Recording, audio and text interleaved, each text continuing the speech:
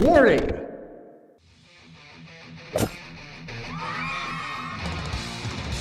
You're watching Dr. Todd Lee TV, where theoretically you could learn a bunch of cool shit. Let's start from scratch. Hi, I'm Dr. Todd Lee. I am an IFBB pro, medical doctor, and biochemist, and I'm going to go over my training split with you so you can understand how I do what I do. So right over here, we've got Monday is an off day. I have therapy, massage therapy, and I play Dungeons and Dragons on Monday. That's a me day. It's also a high day. This is a high carb day to load up for this shit. That night, because it's a high day, I'll also take my retatrutide. And I know normally I say do stuff every day. In this case, because it's a high day is Monday and a high day is Friday, if I do retatrutide this day, then I get more appetite suppression for these days. And then this is another high day, and I'm going to get more appetite suppression for these days. Okay? Upper, lower, upper, lower, upper, lower. I did color code this on my version. It just didn't look good on the computer. I don't know why. All right, so what is the top priorities? So according to Tyler Mannion, the NPC and IFBB vice chair, that he wants to see me bring up my lats, my back thickness, my arms a little bit, and bring my waist down a little bit. Now, part of that was I fucked up peaking. My waist looked great on Tuesday at 184, but by the time I stepped on stage at 195, my waist looked like shit. So priorities are lats, upper back, slightly arms, slightly smaller waist. That was 9 months ago. My upper back has grown. My triceps have grown. My biceps and lats, not really. My waist, there's nothing really wrong with my waist except for the peak. Priority one is going to be lats. So on day one, exercise body part one is lats. Priority two is arms.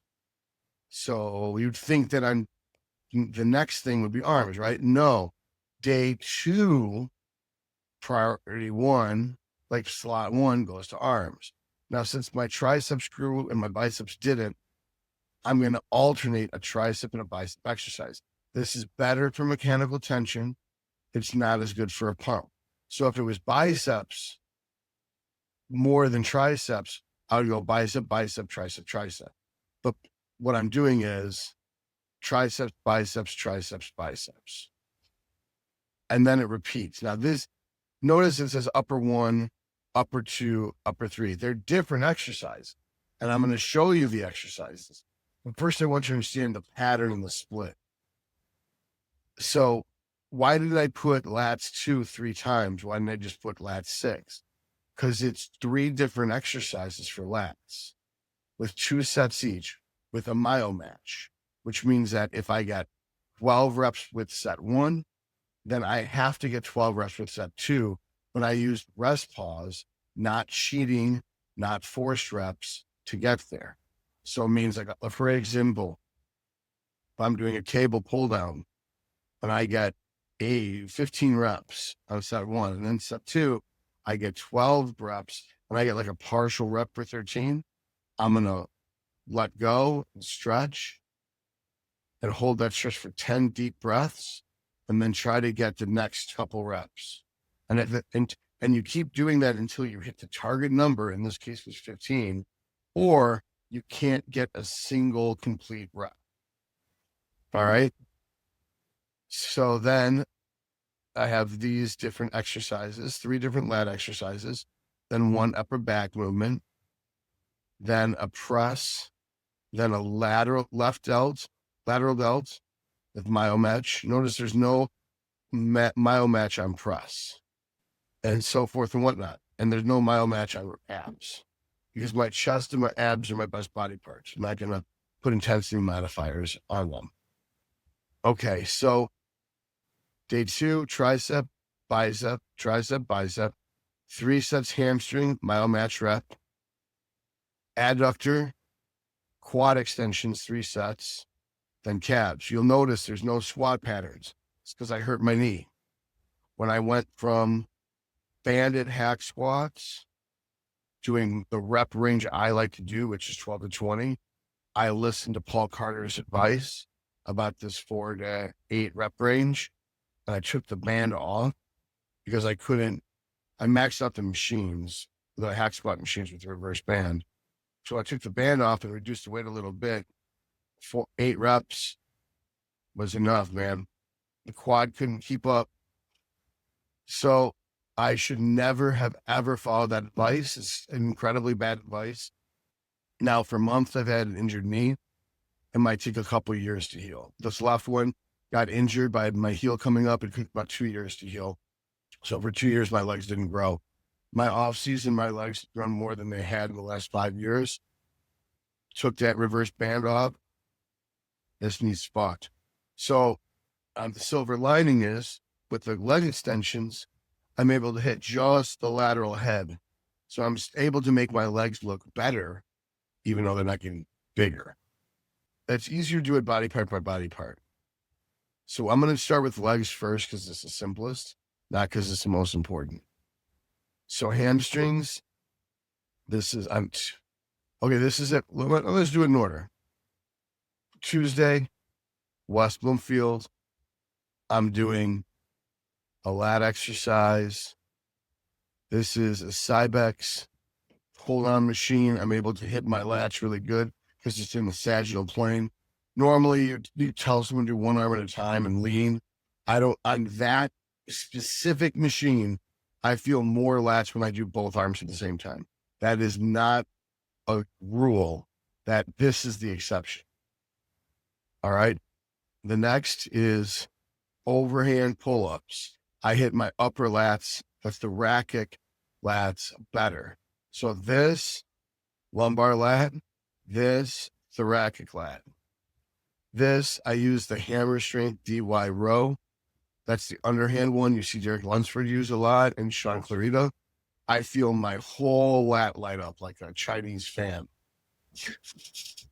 All right. Then upper back row is, on that day, is the low to high hammer strength row. I hit mostly traps and rear delts. Before I move on to the other body parts, priority 1's back. So I'm going to jump ahead to the next back day. The next back day, the first exercise is straight arm, sagittal plane cable pull down. Straight arm, not bent arm, straight arm, cable pull down. And of course, watch the videos of me actually training. Because I know someone in the comments seems to be like, "You're really nice if you put a video up demonstrating how these exercises work." When they're on my Instagram, they're on the training videos. This is me just explaining my split. If you ask Kai really nicely, maybe he'll put up in the corner a video of me doing this exercise. But from the side, it looks like this with a cable attached to the wrist. And that's how I hit my very last way. And then 2, I do double cable pull down. I like to line it up so that I'm not coming out with my elbow, I'm not diverging, and I'm not out here pulling in. It's very close. If you can't find a bar that's exactly the right thing, take 2 D handles and pull them apart as you come down. It works kind of the same way. Get a really good stretch. You might have to kneel down on the floor and not use a seat. This day in particular, I actually do 3 sets of this and 3 sets of this. And then this is really 3 sets and it's combined. It's a seated table flexion row. Something I saw from Dr. Israel it's a seated cable row, but you bend all the way forward like Arnold Schwarzenegger. You don't do half rep in it, but you try to stretch your lower back and hamstrings as much as possible. The final lat workout on Saturday, it's 2 sets of a semi-pronated, semi-neutral grip pull-up. Then it's 2 sets of these. I use 2 arms, and it's a row machine. that hits my lats really good. It's called the Matrix. It's kind of like a Rogers 3-way, but it's not. And then the last is they've got the dual cables. I go 12 on one side, rest, and then 12 on the other. I take a rest in between. But I can't anchor. They don't have any handle to anchor to because I need to lean over. So by holding each handle, I prevent myself from leaning over. So that's the lats. So I'm hitting 16 sets of 18 sets of lats and 2 sets of upper back. I did color code this. You could just see blue and see green. It'd be easy to total up. But we're going to just put here 18 lat. Then next, upper back. 6 upper back. That's priority 1, back.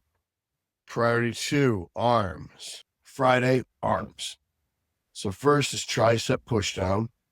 Then I use the W bar and I push apart with the hypothenar eminence and I push apart. I don't push in.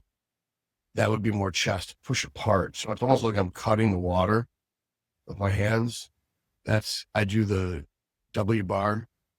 Then the next thing I do is I do the bread curls. It's kind of like your arms out at the side on the support thing. Once the machine is supposed to curl up, the guy with Planet Fitness is. But what Brett Wilkin and Martin Fitzwater figured out is if you just say fuck it to the machine and just use dumbbells, it works better. So it's a good late and partial approach.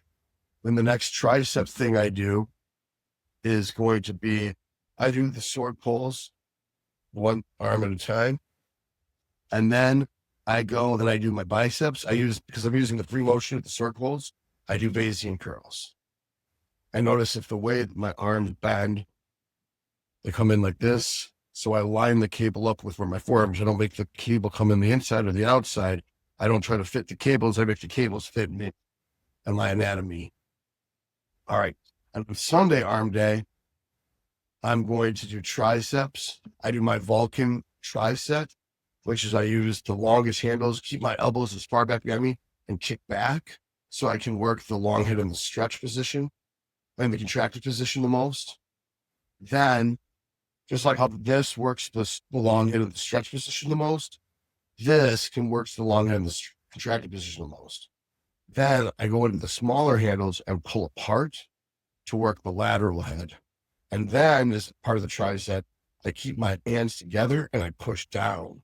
And I get to work my chest and it gets the medial head and a little bit of the long head. Then I move on to biceps. I do preacher dumbbell curls, one arm at a time. Of course, all this is myomatch reps. So far, everything I've mentioned has been myomatch reps. Triceps, I then take the dumbbells and do dumbbell sword pulls because I'm right there with the dumbbells anyway. And then I call them justice curls because I learned them from Nick Justice. It's alternating hamlet curls until you can't do anymore. And then you do them 2 at a time and you use a little bit of swing. And the swing creates a stretch, even though it's not a stretch. It's a little bit of swing. Don't tear your shit off. Not my fucking problem. All right. That's arms. So we have up lats with 16, upper back with 6.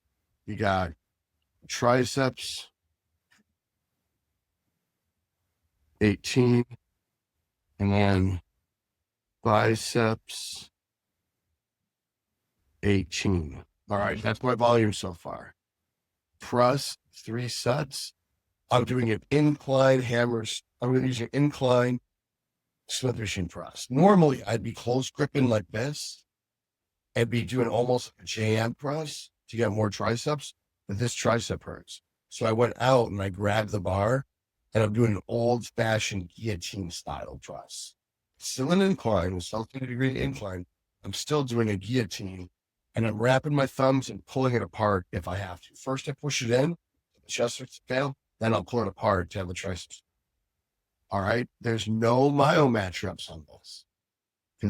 All right. Because this is a strong point. So I'm not going to waste any energy. I'm doing the minimum 3 sets. Then 2 days later, press again.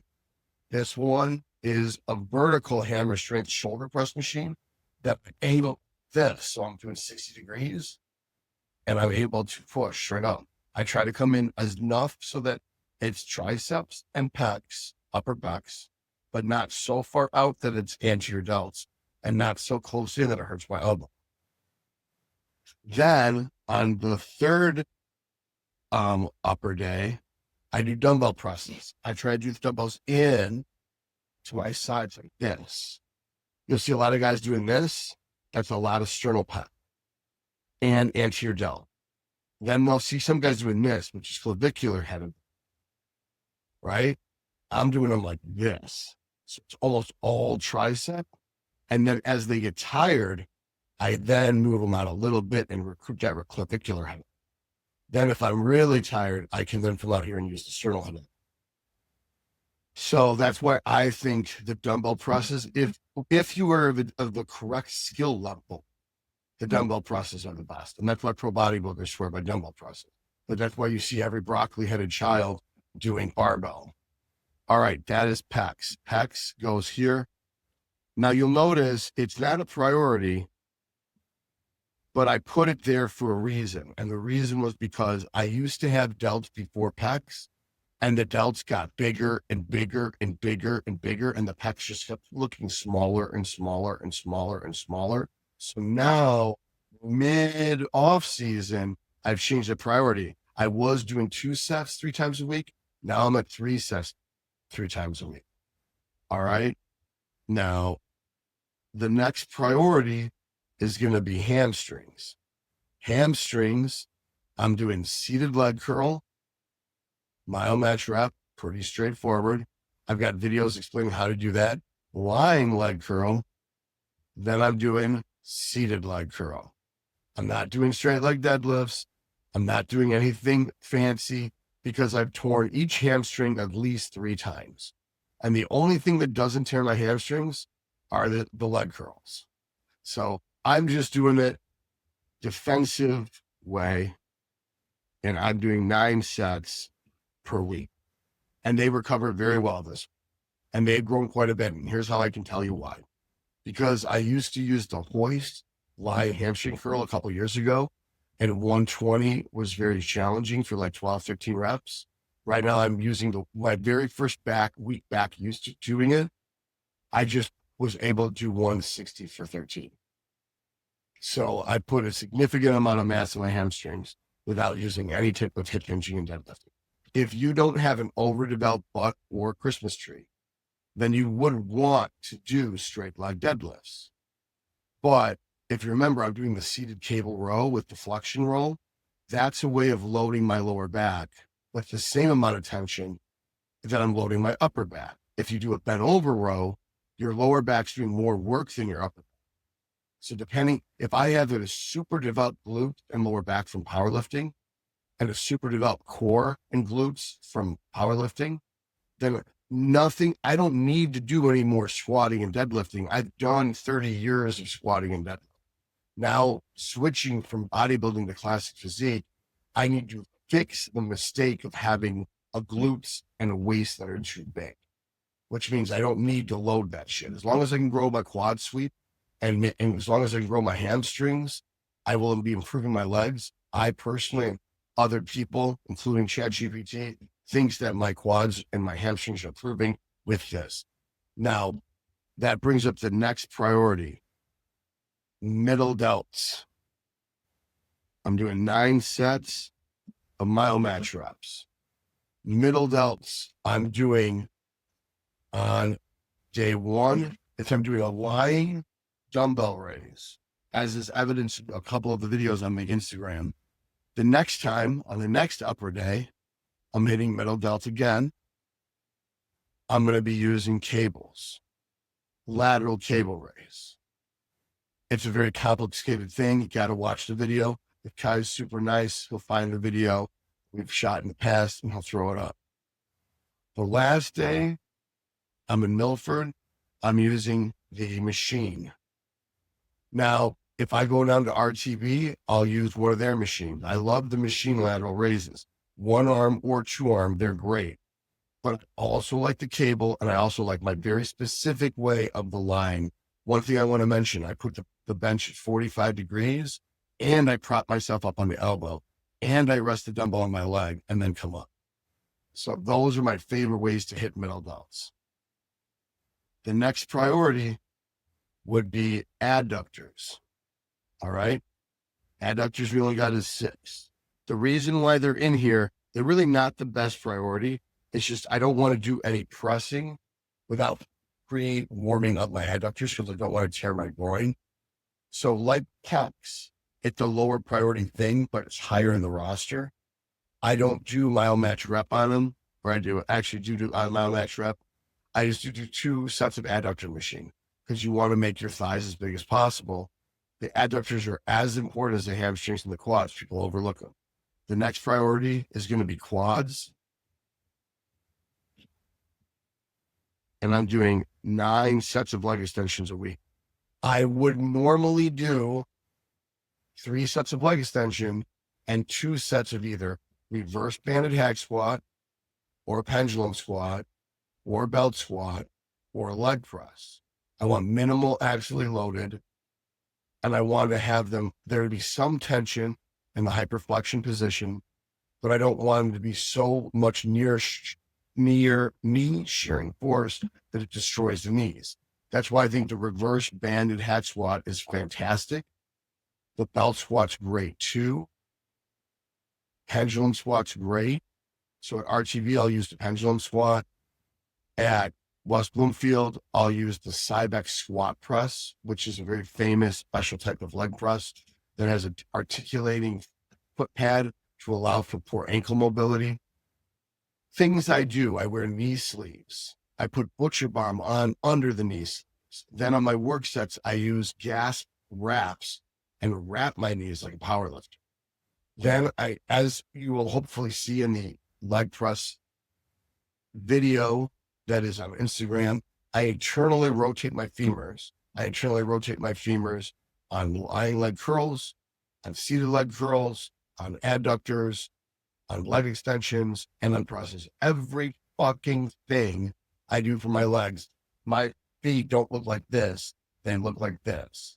And I'm rotating them from the femur, like that. I do single leg extensions because my knee hurts. Otherwise, I would be using double leg extensions. What I found was for the quad presses, if I go heavy enough that it stimulates them correctly, my rep range is so low I get hurt. If I go light enough that I don't hurt my knee, I run out of air. So thanks to Drew Donaldson, I'm using cluster sets on my presses. So you'll notice I don't have any presses programmed in here. That's because I don't do them on one of these days. I do them every 5th day. So on week 1, it'll be on lower 3. Then on week 2, it'll be on lower 2. And on week 3, it'll be on lower 1. And on week 4, it'll be on lower 3. And they're different things. So on lower 1, it's going to be the belt squat. On lower 2, it's going to be the sissy squat. And on lower 3, it's the true squat because I'm at no lie on that day. I took the reverse banded hacks completely out because I did them 2 times a week for about 8 months. And I was getting up to 8 plates a side on one and the Cybex was 6 on the other. And I was doing great. And I took the reverse band off because of Paul Carter and I got hurt. So my biggest advice is you can listen to what he says, but whatever you do not listen about that 4 to 6 rep shit. That always keep your reps in the double digits because it doesn't matter if it grows your muscles, if it hurts your joints, then you're never going to be able to lift again. Some of the worst advice on the internet. Might as well just shoot 800 milligrams of tren a day. Is the same day as doing 4 to 6 reps on. Look at things like shoulders. All right. Now, as far as rear delts, got it in 3 times a week. I like the reverse pec deck if it's good reverse pec deck. I do the good one, the Cybex Eagle 3 on Tuesday. And then on Thursday, I usually do a cut down. It's kind of the same thing as the straight out pull down. It's just the lats. And if you angle out just right and you protract your scapula, you can hit the rear delt more. Both of those exercises get tricep. Got to be thinking. So I'm getting the tricep with some of the lat exercises, and all the chest things for presses, I was getting triceps on those too. So guess what here? Look at this. We're getting 9 more sets of presses, and then we're getting 3 more sets of straight arms, 6 more sets of rear delts that use the triceps because your elbow's locked. And we're using the ab wheel once a week, which we haven't gotten to. So that's 9 more. So I'm actually hitting my triceps 18 with 18 direct sets, but I'm getting with 18 indirect sets. I'd like to point out that these upper back sets, you're getting indirect lat work. And you're also on all these lats and upper backs, you're getting indirect bicep work. Okay, hamstrings, there's no indirect work. Middle delts, no indirect work. Adductors, there's a little bit of indirect work if you do presses, but I don't do them. Quads, there's no indirect work. That leaves the last thing is rear delts. We just said we get 9 sets. I told you. And the last day, I told you about 2 of the days. The last day, I sit in a chair. This is the key here. I sit in a chair and I do face pulls. But I do face pulls to the rear delt and then I externally rotate. So I'm externally rotating doing face pulls. This is after I've done the lateral raises to get the pump. And actually, I see my arm down to the sides. I do the machine laterals to get the pump in the middle delt. Then I sit in the chair, internally rotate, pull back. I pull apart. I don't just pull back. I pull apart. That gets my rear delts, my upper back, and it gets my middle delts. So I'm getting a ton of extra stimulus on other places. I'm not going to fill in the stimulus on everything I'm doing, but that's what I'm doing. Now, there's abs. I'm doing the ab roller 3 times a week, which gets triceps and chest also. I'm getting the hanging knee raises, which gets the hip flexors and the rectus femoris of the quad with additional volume. And I'm doing planks 3 times. So that's 9 sets of abs. And then last but not least is calves. I pretty much do the toe press, which is like a seated donkey press. Then I do a different toe press, which is like a seated donkey press. And then I do a donkey press, a donkey calf, which is basically a donkey calf. So I do basically 9 sets of donkey calves a week. And those are myomatch reps as well. So how much volume did I actually do? Because Broderick was telling me I need to do more volume. So I added a little bit of volume, right? So we could put in here, let's see, this is a spreadsheet, so this should be easy enough. Equal 18 plus 9 plus 6 plus 18 plus 18. That's caught up to there. Then plus, God damn it, why did it go to another line? This is crap. Shift. Plus 9 for hamstrings. Plus, I could do this in my head faster than this fucking thing. 9 plus 6 plus 9 plus 9 plus 9 plus 9. So 129. I was doing 80. Roger told me to take it closer up to 110. And now it's 129 sets. Now I want you to take into consideration. That doesn't mean I'm reaching failure 129 times because I'm doing myomatch reps. So on the second set, I'm hitting failure. I'm doing a rest pause. And the third set, I'm doing 2 rest pauses. So every time it says 3 sets, it's 6 times I'm hitting failure. So basically, if we were to eliminate the adduct what is it? The presses. The presses are the only things I'm not doing myo match reps on. So we could eliminate 9 from this number, 120. We're actually doing 240 times. I'm taking a set to failure plus 9. So 249 sets, actual failure reps were accomplished. I'm not doing 1 RAR. I'm going to absolute failure 400 times. And people are going to be like, well, this is the opposite of what you teach us to do. I'm like, you're right. Because this is my split. It took me 9 months to build up to this. This is not for someone to do. If someone was, hey, I want to do an upper lower split, how do I do that? Mike Sommerfeld does upper, lower, off, upper, lower, off. Terrence does the same shit. They do 2 sets per exercise, pretty much per body part. So they're way lower volume than me. That doesn't make that wrong. That doesn't make me right. It's just that I did that the whole off season. And during the off season, I recovered poorly because it's winter and it sleeps bad and you're force feeding yourself. And right now I'm in that transitional phase to where I'm eating a reasonable amount of food, getting lots of sleep. And now the drugs are coming back in and they're different drugs for prep. I've got tons more energy, except for when I fell asleep in the middle of this last time I did this. That's why I'm able to handle this right now. If the food starts coming down, the cardio starts going up, as the gear goes up and my performance starts decreasing, if my logbook starts taking a shit, let's see what the logbook has to say. Well, scroll, bitch. Scroll. So where were we? Friday? What's today? Oh boy, I hate science. I hate science. Where is it? What day are we on? Tuesday?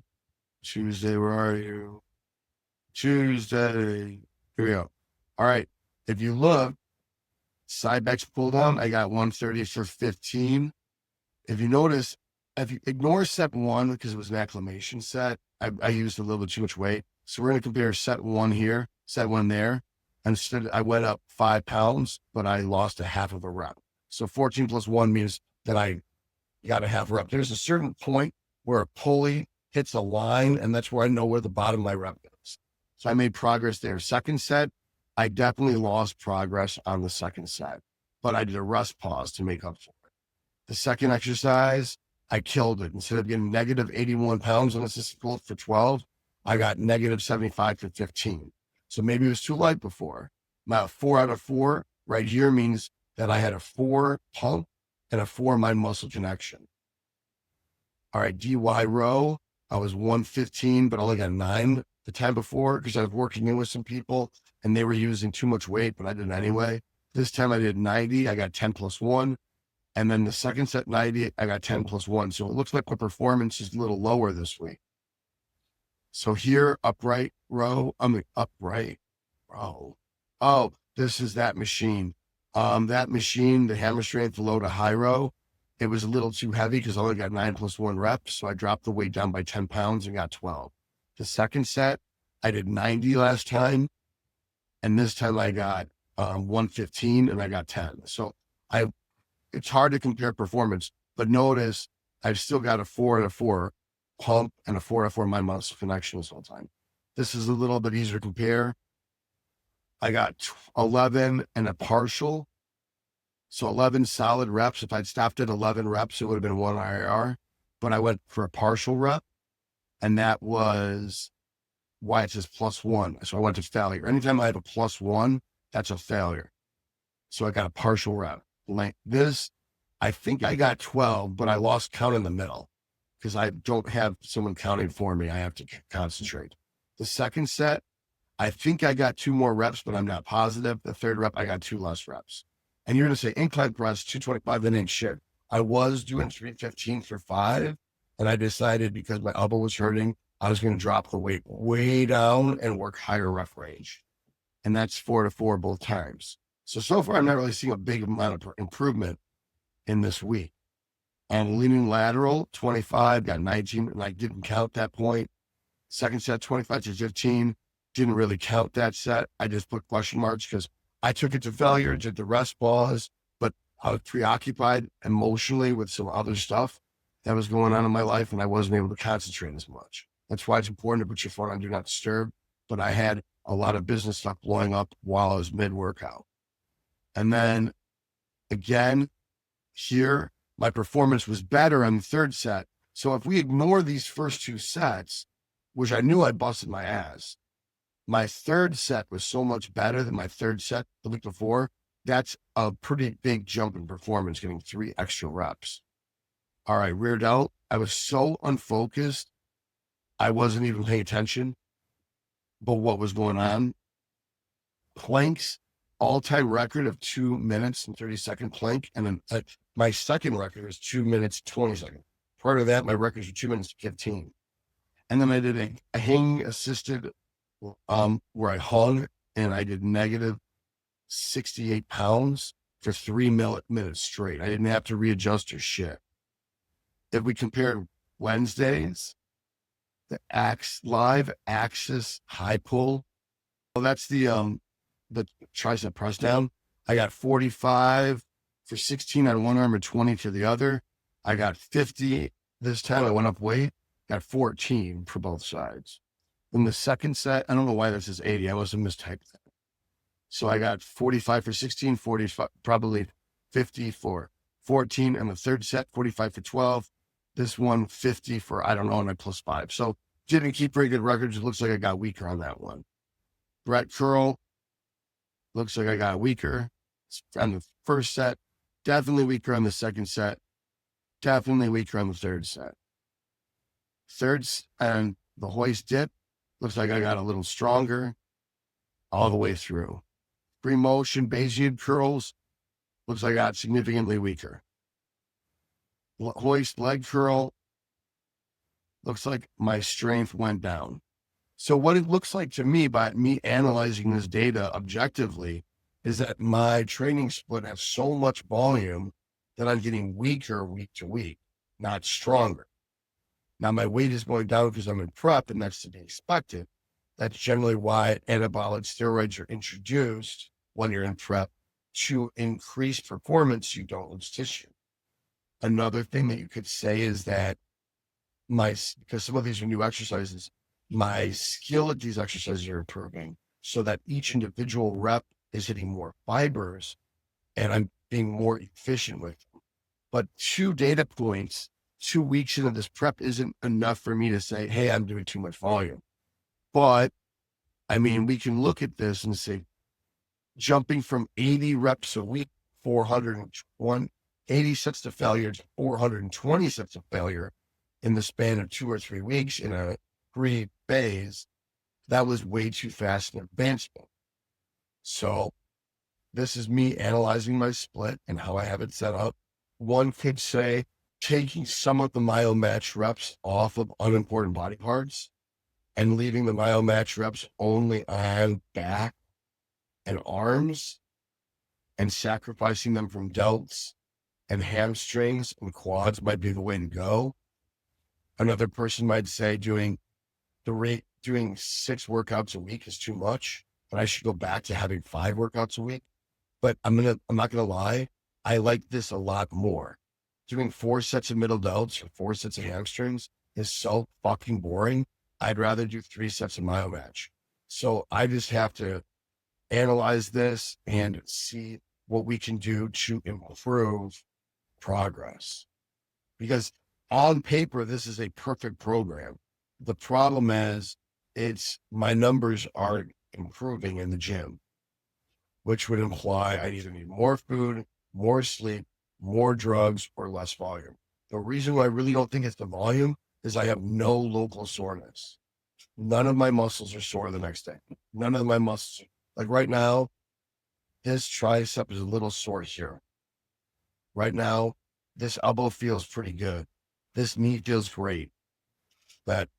So because no body part is locally sore, there's no reason why I should decrease the volume. It doesn't make any sense. So I'm thinking it's really more of an efficiency thing, a sleep thing, or a food thing. Hopefully you guys found this extremely useful. Obviously, since we're talking about my cycle, my split, and my logbook, it's going to be an advanced discussion by myself. So I guess we would call this advanced discussion, Todd's competition split. If you have any questions, put them in the comment section. This is one of the few times where I'm not going to pretend to be an expert and I'm interested in other people's input. The cluster set being once a week. A cluster set is 4 reps, 3 deep breaths, 4 reps, 3 deep breaths, 4 reps, 3 deep breaths. So you're doing 24 reps for something you can only do 16 times. So I'm basically, it's a hack squat or a belt squat or a leg press, and you're getting 24 reps when you'd only normally be able to get 16. The myomatch reps, remember I said that there's a rest pause, I didn't clarify. I take 10 deep breaths. Another thing I need to point out is normally I would have a fixed time period where I'd wait exactly 3 minutes between every set. I have not been doing that lately. I've been just catching my breath and going. That could be why I'm getting less reps on the second or third set versus if I took a full 3-minute rest, because I didn't want it to be boring. I'm sick of boring workouts doing them by the numbers. I wanted to try it out and just let my body catch its breath, wait to see if I'm ready to more training. Then, because I'm going to be doing rest pauses to get those reps anyway. I'm getting 18 reps on set 1, then I'm getting 18 reps on set 2. It doesn't matter how long I rest between set 1 and set 2. I might just have to do more rest pauses to accumulate those 18 reps. I'm still training just as hard. I might be even theoretically training harder. Experts might disagree with this. This is one of the few times I'm open to discussion. So without further ado, may the force be with you.